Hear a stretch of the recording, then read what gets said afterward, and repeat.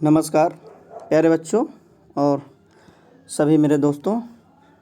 चलिए आज class 11th के मॉडर्न एटॉमिक स्ट्रक्चर में आज बोरबरी का नियम, हुंड का नियम, अबाउ प्रिंसिपल और इलेक्ट्रॉनिक विन्यास को लर्न करने की ट्रिक के बारे में हम लोग पढ़ेंगे। तो आइए शुरुआत करते हैं। चलिए देखते हैं। सबसे पहले इलेक्ट्रॉनिक विन्यास, विभिन्न कोषों में इलेक्ट्रॉनों का वितरण। देखिए, इलेक्ट्रॉनों का जो वितरण होता है वो सभी कोषों में या किसी भी परमाणु के जो ऑर्बिटल्स होते हैं उनमें भरने के 3 रूल से भरते हैं हम लोग। एक तो भरा जाता है बोरबरी के नियम से। बोरबरी के नियम से कोष में भरा जाता है। फिर इसके बाद आता है आपका हुंड का नियम और अबाउ का नियम। तो अबाउ के नियम में हम लोग किससे भरते हैं? उपकोष में और हुंड के नियम से कक्षकों में इलेक्ट्रॉन भरे जाते हैं। तो इस तरह से हम लोग 3 रूल से इलेक्ट्रॉनिक विन्यास को भरते हैं। ठीक है, बोरबरी नियम से, हुंड और अबाउ के नियम से। तो आइए पहले बात करते हैं बोरबरी की क्या योजना है, बोरबरी का क्या रूल है। ठीक है, तो देखते हैं बोरबरी की योजना में क्या बताया गया है कि विभिन्न कोषों में इलेक्ट्रॉन के वितरण को इन्होंने 1931 में सुझाव दिया कि कैसे भरना है। तो देखिए, सबसे पहला पॉइंट है, इसमें कहा गया कि किसी कोष में अधिकतम इलेक्ट्रॉनों की संख्या 2n² द्वारा निर्धारित की जाती है। ये मैं आपको बता चुका हूँ कि 2n² क्या है। ठीक है, जहाँ n क्या है? कोष या कक्षा की संख्या है, और जब इसमें हम कक्षा की संख्या रखेंगे तो कुल इलेक्ट्रॉनों की संख्या उस कोष में निकल आएगी। ठीक है, तो कोष में इलेक्ट्रॉनों की संख्या के लिए फार्मूला हम लोग 2n² यूज करते हैं। जबकि अगर ऑर्बिटल्स में कहा जाएगा तो ऑर्बिटल्स में 2 ही इलेक्ट्रॉन होते हैं। ठीक है, किसी ऑर्बिटल में अधिकतम 2 इलेक्ट्रॉन रह सकते हैं। ठीक, तो कोषों को हम लोग किस में बांटे हैं? K, L, M, N, O, P, Q। अभी तक 7 आवर्त हैं और देखिए 7 आवर्त के लिए K, L, M, N, O, P, Q 7 होंगे। ठीक है, तो कोषों में हम लोग K, L, M, N, O, P, Q 1 2 3 4 5 6 7, और यहाँ पर इन्हीं को हम लोग या ये कह सकते हैं n = 1 2 3 4 5 6। ठीक, तो कोष को हम लोग क्या कर सकते हैं? K, L, M, N, O, P, Q से भी व्यक्त करते हैं और 1 2 3 4 5 से भी। ठीक है, तो हम लोग अब क्या करेंगे कि सबसे पहले बाहरी कोषों में इलेक्ट्रॉनों की अधिकतम संख्या। देखिए, जो किसी भी एटम के जो बाहरी कोष होता है उसमें अधिकतम इलेक्ट्रॉनों की संख्या 8 हो सकती है। ठीक है, और जो अंतिम नेक्स्ट पॉइंट कहा गया कि अंतिम से ठीक वाली कक्षा में भी अधिकतम इलेक्ट्रॉन 8 ही हो सकते हैं, यानी 8 से ज़्यादा नहीं हो सकते। ठीक है, 8 से ज़्यादा जैसे ही हो जाएंगे तो किसी दूसरे दूसरे ऑर्बिटल में जाने लगेंगे। देखिए, जब तक बाहरी कोष नहीं भर जाता, यानी 8 इलेक्ट्रॉन नहीं हो जाते, तब तक अगले कोष में इलेक्ट्रॉन नहीं जाएंगे। ठीक, किसी कक्षा में 18 इलेक्ट्रॉन होने के लिए आंतरिक कक्षा पूर्ण होनी चाहिए। अगर अगली कक्षा में 18 इलेक्ट्रॉन हो रहे हैं तो 18 इलेक्ट्रॉन होने से पहले उसकी जो इंटरनल ऑर्बिट जो होगी वो पूर्ण होनी चाहिए। ठीक है, कोषों में इलेक्ट्रॉन क्रमवार भरे जाते हैं। कैसे भरे जाएंगे? जैसे मैंने बताया, देखिए ये आपका ऑर्बिटल्स है, ये आपका एटम है, तो यहाँ देखिए K, L, M और N। तो इस तरह से कोषों में इलेक्ट्रॉन क्या अंदर की ओर से भरेंगे। पहले K भरा जाएगा। ठीक है, पहले K, फिर L, फिर M। पहले हम लोग किसको भरेंगे? K को, फिर L को, फिर M को और फिर N को। इस तरह से क्रम से भरेंगे, यानी हम लोग जो इलेक्ट्रॉन भरेंगे वो अंदर से भरेंगे, आंतरिक कोष से बाहर कोष की ओर इलेक्ट्रॉन को भरते जाएंगे। ठीक है, चलिए अब जाते हैं अबाउ के नियम। क्या है अबाउ रूल? देखिए, अबाउ प्रिंसिपल यानी अबाउ का सिद्धांत। एक चीज़ ध्यान रखिएगा, बहुत से लोग पढ़ाते पढ़ाते अबाउ साइंटिस्ट का नाम बोल देते हैं। भाई, अबाउ कोई वैज्ञानिक नहीं है। देखिए, मैंने यहाँ लिख रखा है, अबाउ एक जर्मन भाषा का शब्द है और जिसका अर्थ होता है रचना करना या निर्माण करना। तो प्लीज़, अबाउ क्या है? अबाउ एक जर्मन भाषा का शब्द है जिसका मतलब होता है निर्माण करना। ठीक है, तो अबाउ प्रिंसिपल क्या है? देखिए, इस नियम के अनुसार विभिन्न सेल की सबसेल में इलेक्ट्रॉन का प्रवेश पहले लोअर एनर्जी की ऑर्बिटल से हायर एनर्जी की ऑर्बिटल की ओर होता है। चलो बताते हैं इसका मतलब क्या हुआ। जैसे K, L, M, N, ये मैंने बताया आपको ऑर्बिट के नाम या सेल के नाम। तो कहा गया कि विभिन्न सेल की सब सेल अब इनकी भी सब सेल होंगी, तो देखिए इनकी सब सेल के लिए हम आपको बता चुके हैं, ठीक है। इनकी सब सेल क्या होंगी, इनकी सब सेल क्या होंगी कि जैसे के, यल, यम और यन, ये तो हो गए कोष आपके, ठीक है। अब इनके जो उपकोष होंगे वो क्या होंगे, जैसे एस के लिए हमारे पास क्या होता है एस, एल के लिए होगा एस और पी, और एम के लिए होगा एस पी और डी, एन के लिए हो जाएगा एस पी डी और एफ। चलिए मानते हैं कि कमलेश नाम का आदमी है और उसका एक ही पुत्र है सूरज, ठीक है। फिर लल्लन नाम का आदमी है, उसके दो पुत्र हैं, एक सूरज है और एक लड़की पी फॉर प्रियंका है, ठीक। फिर इस तरह से मनोज नाम का एक लड़का है जिसके पास सूरज है और प्रियंका भी है, और डी नाम से आ गया आपका दीपक भी आ गए, ठीक। लेकिन एन जो है, एन के पास क्या हो गए, चार बच्चे हो गए, सूरज हो गया, प्रियंका हो गई, दीपक हो गया और एफ से फिजा हो गई, ठीक। तो इस तरह से के, यल, यम, एन के पास अलग अलग प्रकार के बच्चे हैं और उन बच्चों के नाम हैं, ठीक है। के, यल, यम और यन। के पास कौन सा, के पास कौन सा है, इनके पास है एस, इनके पास है एस और पी दो बच्चे, इनके पास तीन है एस पी और डी, और इनके पास है एस पी डी एफ। इस तरह से चारों सभी के पास सब सेल हो गए। तो अब ये कहा गया कि पहले जो इलेक्ट्रॉन दिया जाएगा वो किसके दिया जाएगा, के यानी के फॉर कमलेश के बेटे को एस सूरज को दिया जाएगा। अगली बार जब एल को दिया जाएगा यानी लल्लन को इलेक्ट्रॉन दिया जाएगा या तो पहले सूरज को मिलेगा, फिर इसके बाद प्रियंका को मिलेगा। फिर देखिए एम है, ठीक है, मनोज के पास जब जाएंगे तो एस पी और डी, कहने का मतलब पहले सूरज फिर प्रियंका और फिर दीपक को मिलेगा। इस तरह से, और इनमें जो एनर्जी का लेवल होगा वो लो से हाई, यानी एस की एनर्जी कम होगी, पी की ज़्यादा होगी, डी की, एफ की, यानी जो एनर्जी का क्रम होगा वो क्या होगा, एस की कम होगी, पी की इससे ज़्यादा होगी, और डी की पी से ज़्यादा होगी, और एफ की डी से ज़्यादा होगी। तो इस तरह से एनर्जी का क्रम चलता है। तो किसी भी सेल या उपकोष में इलेक्ट्रॉनों को हम लोग कैसे भरेंगे, उनके एनर्जी के बढ़ते हुए क्रम में, ठीक। ये थोड़ी इंग्लिश डिफिनेशन लिखिए, electrons enter in the sub cell of atom in the increasing order of their energy. अगर आपको वो नहीं याद हो रहा तो एक लाइन की ये परिभाषा मैंने लिख रखा है, इलेक्ट्रॉन को उपकोष में ऊर्जा के बढ़ते क्रम में भरते हैं, ठीक है। यानी किसी परमाणु के इलेक्ट्रॉनों को उपकोष में ऊर्जा के बढ़ते क्रम में भरा जाता है। अब देखिए कक्षकों का जो बढ़ता क्रम है ऊर्जा का, वो ये मैंने बना रखा है। देखिए इसके लिए आपको एक छोटा सा ये लर्न करना पड़ेगा कि हाँ ट्रिक है, मैं बता दे रहा हूँ आपको। ये आप ऐसे बनाइए, 1 2 3 4 5 6 और ये 7, ये बना लीजिए। फिर पहले वाले को छोड़ देते हैं, पहले को छोड़ देंगे तो क्या आ जाएगा, इससे 1 2 3 4 5 और ये 6। फिर दूसरे वाले को अब यहाँ पर छोड़ेंगे तो ये हो जाएगा 1 2 3 4, ठीक है। और फिर इन दोनों के सामने ये इस तरह से बना देंगे। अब हमको गिनती भरना है यानी नंबर भरना है, तो सब क्या करेंगे, चुपचाप इसमें से सब में 1 2 3 4 5 6 7 इस तरह से लिखेंगे, और सब में एस लिखा जाएगा। सब में क्या लिखेंगे, एस लिखेंगे। इसी तरह आप देखिए ये 2 है तो यहाँ पर भी 2 होगा, फिर 2, फिर 3 4 5 6, ठीक है, 7। तो 2 के सामने भी हम लोग यहाँ पर क्या लिखेंगे, पी भरते जाएंगे। तो ये देखिए आपको इस तरह से पहले में एस, फिर 2s, फिर 2p, 3s, फिर देखिए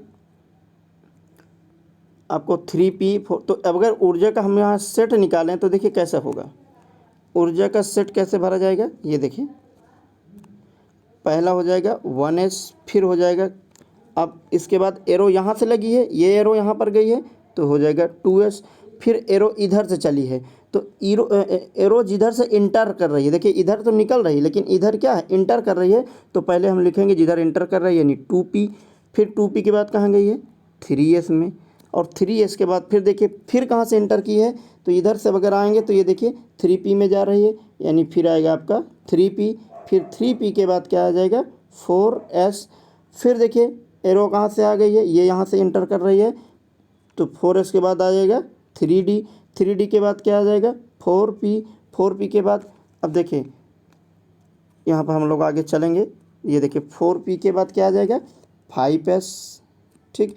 5s के बाद फिर यहाँ पे आएंगे जहाँ से तीर एंटर कर रही है, तो आ जाएगा 4d, 4d के बाद फिर 5p, 5 के बाद फिर ये 6s, 6s के बाद फिर यहाँ पे आएंगे, देखिए ये जहाँ से इंटर कर रही है 4f को। तो इस तरह से जैसे हमारी एरो जिस तरह काट रही है वैसे हम लोग इनका सीरियल भरते जाएंगे, ठीक है। चलिए, आपको डिफ़िकल्ट लग रहा होगा, फिर भी कोशिश कीजिएगा। आगे मैंने इसका पूरा सीरियल लिख रखा है, देखिए ये आपको उसी तीर से काटा हुआ चित्र है, ठीक है।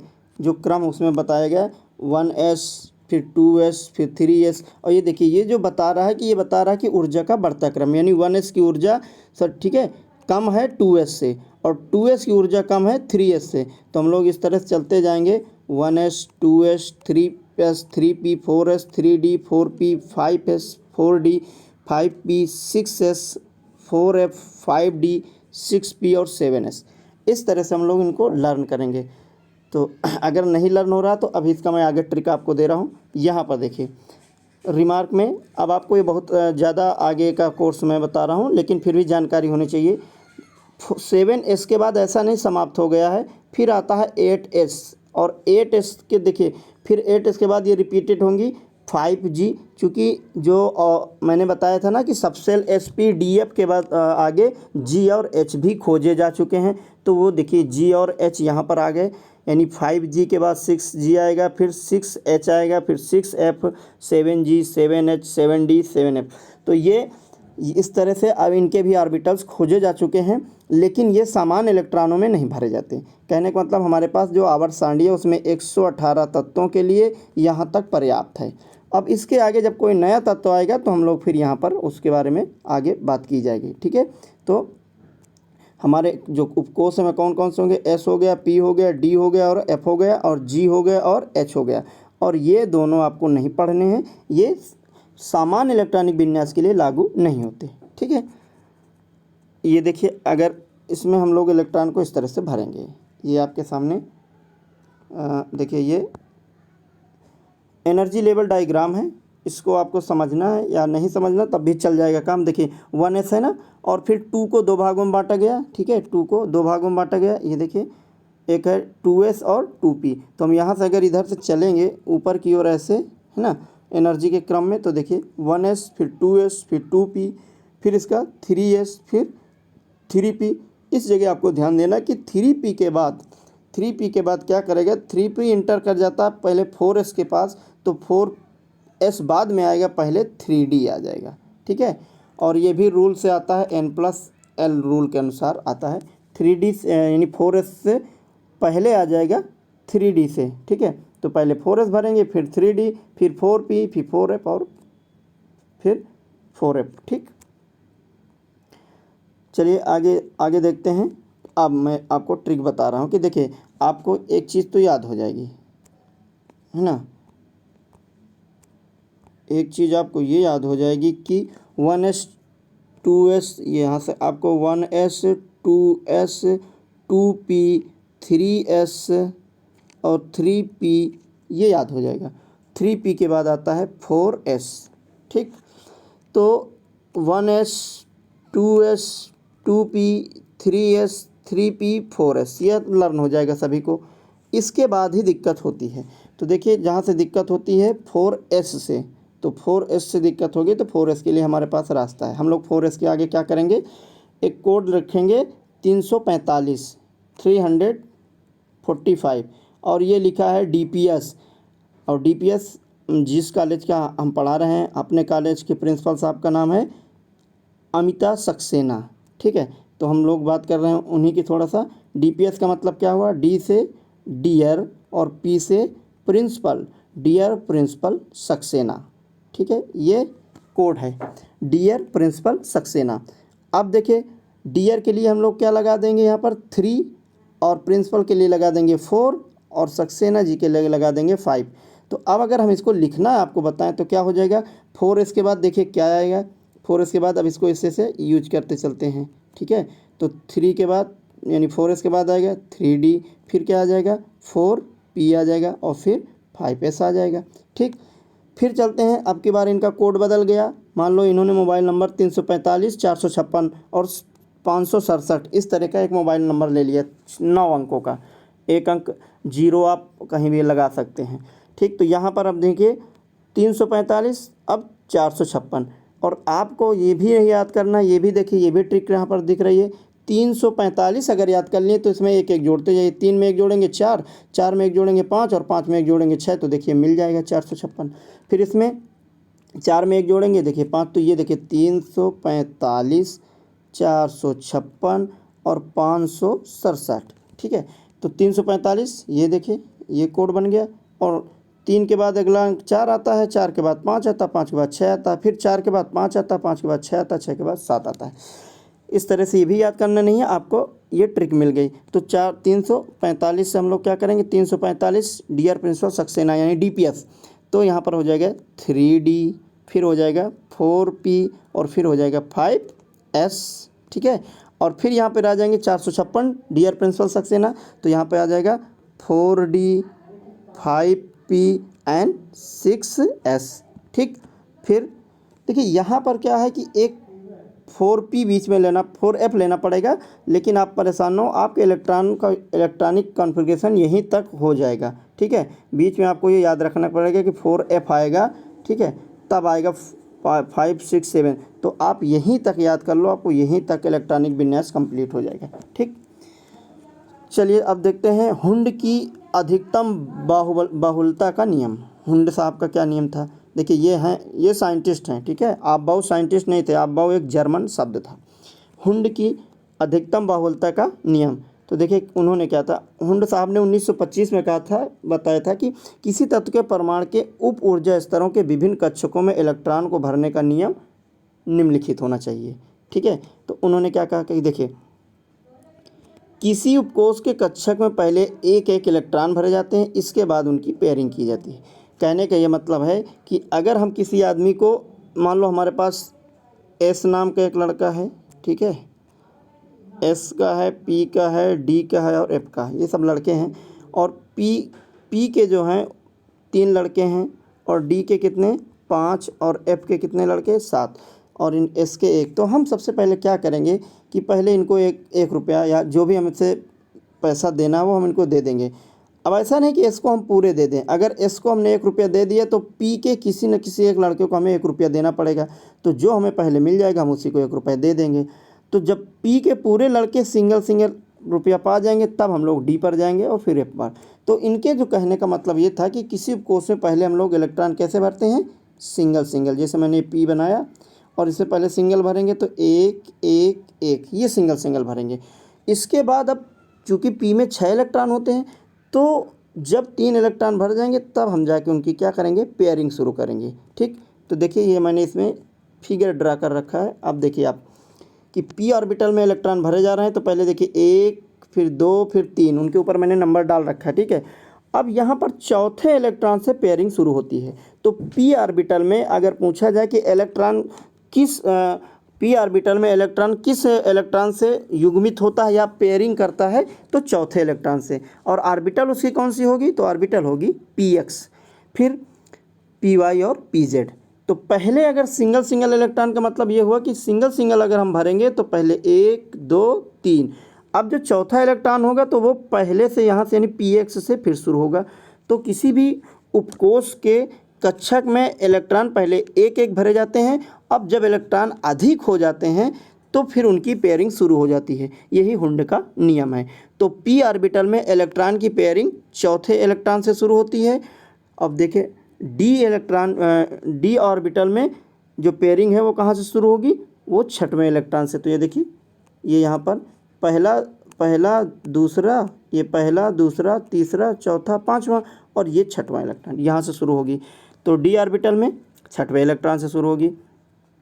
अब ये देखिए ये मैंने आपको P ऑर्बिटल का एक चित्र दिखा रहा हूँ। अब इस पर आप देखिए हमारे पास अगर P के लिए हमारे पास अगर 1 इलेक्ट्रॉन है तो पहले इसमें भर देंगे, अगर 2 इलेक्ट्रॉन है तो देखिए पहले ये सब उसी के चित्र हैं, ठीक है, एक इलेक्ट्रॉन यहाँ और एक इलेक्ट्रॉन यहाँ। अगर हमारे पास 3 इलेक्ट्रॉन है तो अब एक एक एक सिंगल इस तरह से भरते जाएंगे।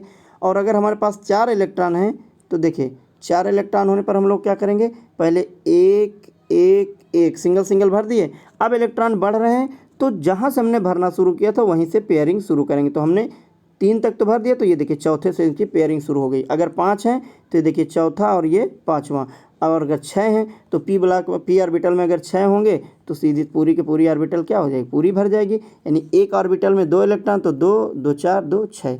तो इस तरह से किसी भी कक्षक के ऑर्बिटल्स के सबसेल के ऑर्बिटल में पहले सिंगल सिंगल इलेक्ट्रॉन भरे जाते हैं और जब अधिक हो जाते हैं तो उनकी पेयरिंग होती है। यानी ऐसा आप समझिए कि अगर आपके घर में कोई रिलेटिव आया है और उस घर में छोटे छोटे बच्चे हैं तो सबको पहले 10-10 रुपये मिलेगा। अगर पैसा बढ़ेगा तो फिर किसी को ज़्यादा दिया जाएगा, नहीं बढ़ेगा तो 10-10 से ही काम चलाना पड़ेगा। ठीक, ये देखिए एफ ऑर्बिटल में, जो एफ ऑर्बिटल में है वो इलेक्ट्रॉन की पेयरिंग 8वें इलेक्ट्रॉन से होगी। और एफ ऑर्बिटल में आप जानते हो कि कितने ऑर्बिटल्स होती हैं, ठीक है, ये 7 ऑर्बिटल होंगी। ठीक है, ये देखिए 1 2 3 4 5 6 सॉरी 1 2 3 4 5 6 7 ये। तो इस तरह से इसमें 7 ऑर्बिटल्स होंगी और जो इलेक्ट्रॉन की पेयरिंग होगी वो कहाँ से होगी, 8वें इलेक्ट्रॉन से पेयरिंग होगी। ठीक है, अब जो हुंड का नियम है, देखिए ये ध्यान रखिएगा कि बहुत से नियम में या बुक्स में या सर लोग बता देते हैं कि जो एस ऑर्बिटल में इलेक्ट्रॉन की पेयरिंग दूसरे इलेक्ट्रॉन से चालू हो जाती है, तो ऐसा नहीं हो सकता। इसलिए कि हम लोग कक्षकों की बात करते हैं, ना कि ऑर्बिटल्स, एक ऑर्बिटल्स की। यानी हुंड का जो नियम है वो एस ऑर्बिटल पर लागू नहीं होता क्योंकि उसमें एक ही कक्षक होती है। तो एक ही कक्षक में मजबूरी में अगला इलेक्ट्रॉन किसी में न जाके उसके साथ ही पेयरिंग करेगा।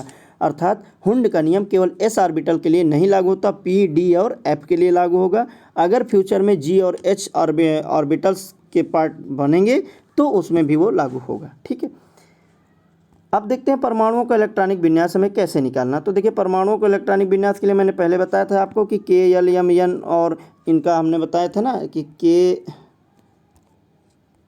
एल एम एन, ठीक है, ठीक है, के एल एम एन ओ। तो यहाँ पर एक फार्मूला बताया था आपका 2n²। तो इसमें जैसे n रखते जाएंगे वो इलेक्ट्रॉन देखिए पहले में 2, दूसरे में 8, तीसरे में 8, चौथे में 18, पाँचवें में 18, छठवें में 32 और सातवें में 32।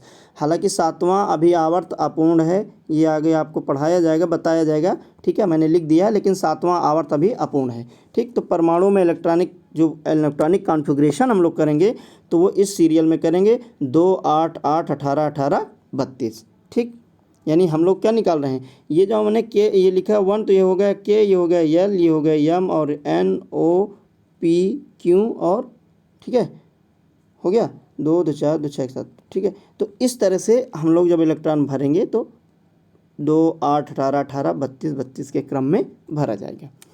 परमाणुओं के कोषों में, उपकोषों में तथा कक्षकों में इलेक्ट्रॉन्स के वितरण को उनका इलेक्ट्रॉनिक विन्यास कहते हैं। देखिए इलेक्ट्रॉनिक विन्यास है क्या, सीधी सी बात है कि इलेक्ट्रॉनों को हम जब किसी कोष में भरते हैं, फिर कोष से उपकोष में भरते हैं, उपकोष से फिर कक्षक में भरते हैं, तो ये वितरण ही क्या कहलाता है, इलेक्ट्रॉनिक विन्यास। ठीक, तो ये देखिए यहाँ पर आपके सामने ये लिखा है, एक फार्मूला मैंने लिख रखा है NLX, जहाँ N क्या है, कोष की संख्या, X क्या है, उपकोष में इलेक्ट्रॉनों की संख्या, और L है आपका द्विगंशी क्वांटम नंबर।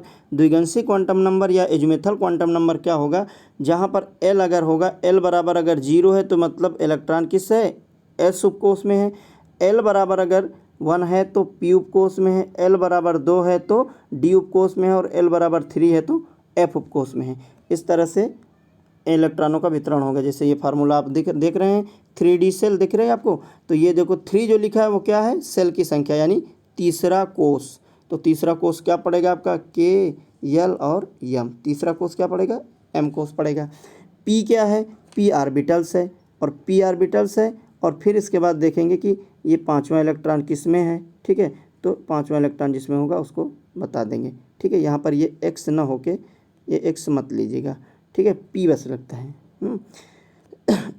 क्योंकि अगर 5वां इलेक्ट्रॉन है तो ये हमारा 5वां इलेक्ट्रॉन जाएगा PY में, यानी PY होना चाहिए। ठीक है, थैंक यू सभी लोगों का, और बहुत बहुत प्यार। आप लोग को कैसा लगा है जो मैं पढ़ा रहा हूँ। अगर आपको कुछ थोड़ा थोड़ा समझ में आ रहा है तो प्लीज़ इसको सब्सक्राइब कीजिए ताकि मैं अभी और वीडियो बना सकूँ। थैंक यू, धन्यवाद, जय हिंद।